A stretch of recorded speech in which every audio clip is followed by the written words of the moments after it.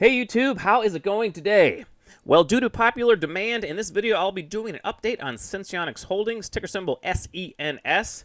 This stock is down substantially from its February highs, so many are probably asking the question, is now the time to be buying this stock or is it time to get rid of it? So in this video, I'm going to try to answer that question.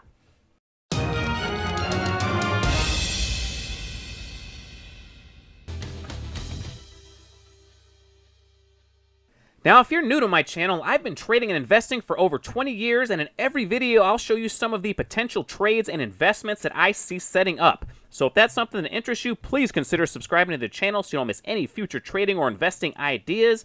And I also have a Patreon group, so if you would like to be a part of our community and see what we are buying and selling in real time, that link is in the description. Alright, well, just in case there's someone watching this video who's unfamiliar with Sensionics Holdings, let me do a quick intro on what they do.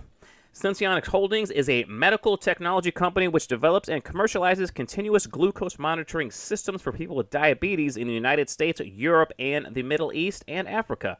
The company products include Eversense and Eversense XL, which are implantable CGM systems to measure glucose levels in people with diabetes through an under-the-skin sensor, a removable and rechargeable smart transmitter, and a convenient app for real-time diabetes monitoring and management for a period of up to 90 and 180 days.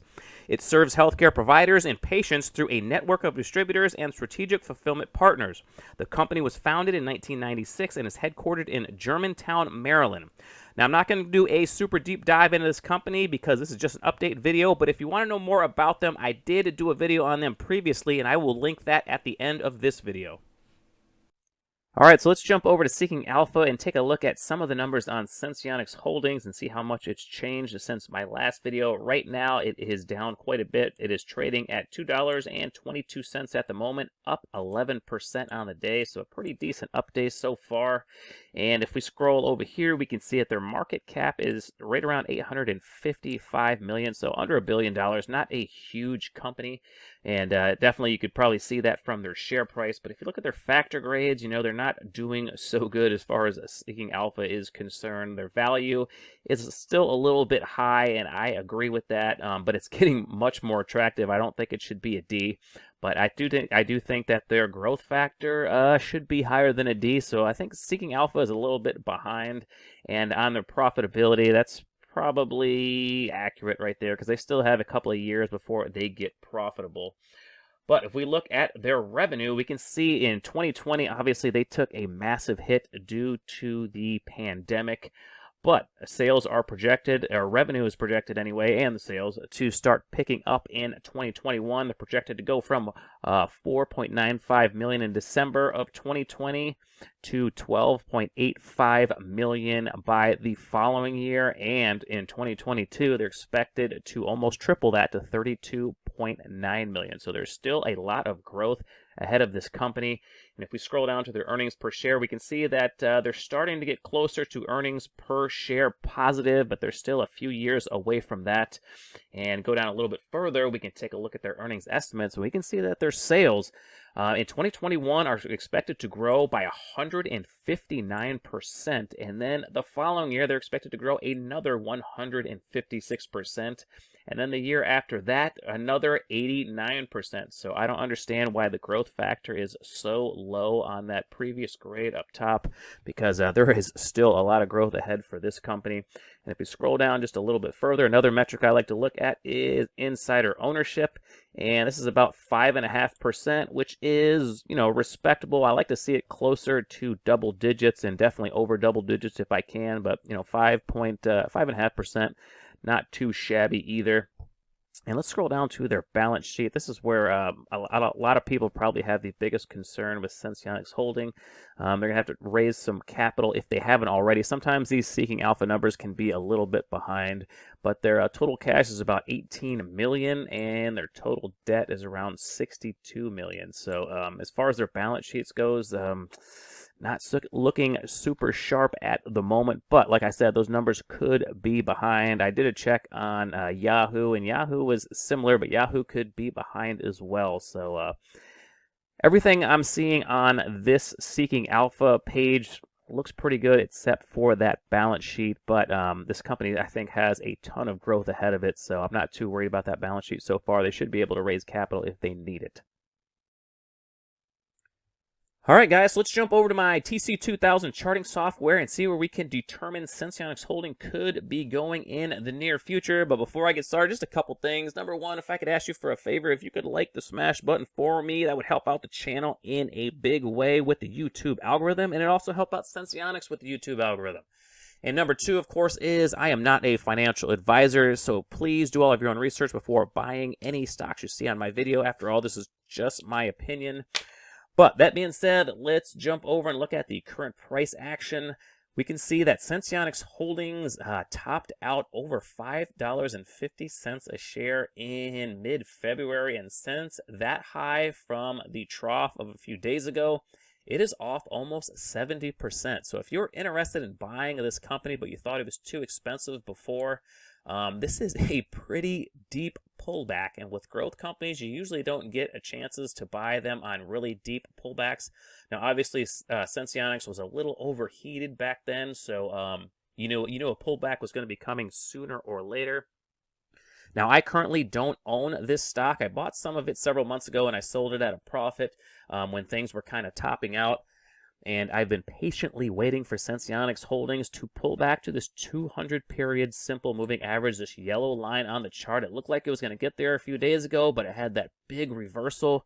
And unfortunately for me, this thing looks like it could be, grinding out a bottom and could be heading higher. It's already bumped its head up against this 21-period exponential moving average, so I think it's probably going to taper down a little bit from that moving average. But if it doesn't, if it jumps above this purple line in the next day or so, I think it has a very strong possibility of getting up to that 50-period simple moving average rather quickly. And that's a pretty substantial move from these levels. So, I mean, there could be a big move left in Sensionics in the near term. Now, I'm hoping that they do pull back to this moving average, because I think that's where fair market value is on Sensionics Holdings right now, right around $1.35-ish, right around that area. Now, for me, the way I think about it is that companies that are growing as fast as Sensionics Holdings, if you can get them at today anywhere near their current market value, it's almost like buying them at a steep discount if you're willing to hold on to them for several years, because they're going to grow substantially in the future. So if you can buy them anywhere near their current value, and this goes for any stock that has huge growth potential. If you ever see like a deep pullback and you can buy them anywhere near their current value, as far as I'm concerned, that's like buying them when they are way undervalued. So if Sensionics gets down near this 200-period simple moving average, in my opinion, they are going to be super undervalued, and I am going to definitely grab some. I might have to chase a little bit because this thing could have bottomed already. I could have gotten just a little bit greedy waiting for it to hit this 200-period simple moving average. Only time will tell. I'm hopeful that it'll pull back. I know a lot of you guys that are holding this stock, you don't want to hear that because it sucks watching the value of your stock go down. But if you have a long-term time horizon and this thing gets down to these levels and you can add right around $1.35, $1.25, anywhere around there, that makes it just so much more profitable for the future if this stock does fulfill its potential. Now let's go to the hourly chart really quick, take a look at some of the intraday price action. And as we can see, it made a very distinguishable triangle consolidation, which it broke down from. And that's why I was very optimistic that it was going to get down to that 200-period simple moving average, because that's what usually happens when these stocks break these triangle formations. But this thing looks like it could be bottoming already. It's got a little bit of an inverted head and shoulders pattern, which of course is a bottoming formation. And if this stock can get above this resistance area, which of course is right where that yellow line is, that 200-period simple moving average, this thing might have already bottomed, and I could have missed out, and I might have to chase it. But we're at a pretty critical juncture as far as that is concerned, so I'm definitely going to be watching Sensionics Holdings. But let's get a look at the weekly chart real quick, and take a look at the long-term trend in the stock. Now we can see the huge explosion that it had just before the turn of the year, and it's pulling back sharply. But honestly, for the long-term trend, this is just a little bit deeper than normal pullback. But once you have a huge up move like this, you're going to have a little bit of a counter trend.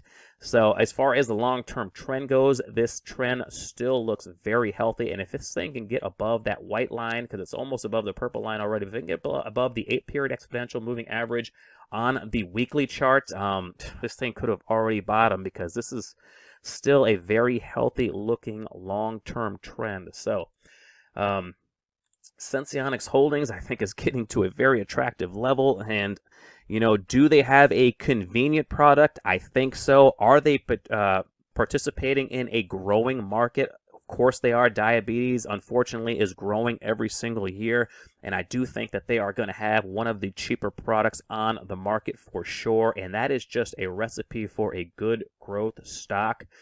So I'm going to stick to my greedy guns just a little bit, and hopefully I can get in around $1.25 to $1.35. If not, I'm going to have to reevaluate my plan and, pay up a little bit. But I do feel very optimistic for Sensionics' future potential.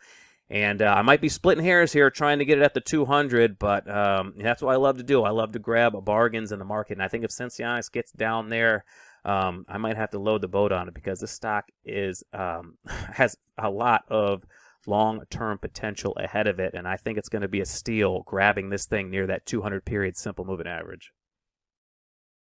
All right, guys, well, that's all I have for this video, so I'm going to end it right there. But if you have any questions about any of these stocks, or if you have any other stocks you want me to take a look at, please leave them down there in the comment section. I will get to them as soon as I can. If you enjoyed the video, please hit the like button for the YouTube algorithm and subscribe to the channel if you haven't already. Thank you so much for watching my video all the way to the end, guys, and until next time, take care.